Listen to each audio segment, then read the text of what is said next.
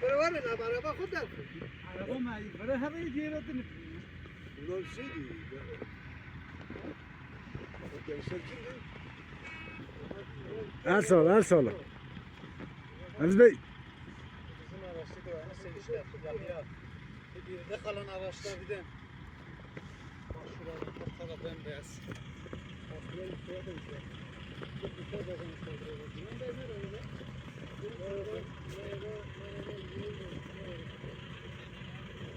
Gidiyor. Bak görüyor musun? Araba. Bak araçlara bak.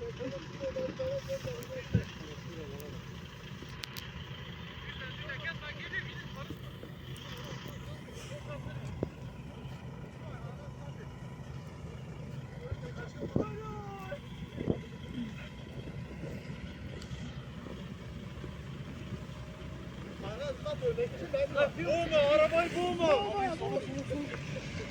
Arabayı boğma. Abi 2 kişi orada olsun ortada. Hadi.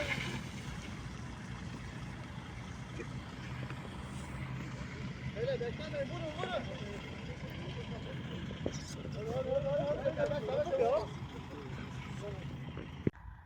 Şu anda Ağrı Tutak'la Hamur arasında yolda mahsur kaldık yağan kardan dolayı. Bizim araç şöyle, önümüzde araç var, çıkmaya çalışıyor. Arkamızda da bir sürü araç var. Bu şekilde her taraf bembeyaz, ıslak bir kar, hareket etmiyor araçlar. Yine çıkmak için deneyeceğiz, bakalım, yarın da bekliyoruz. İnşallah bir an önce kurtuluruz.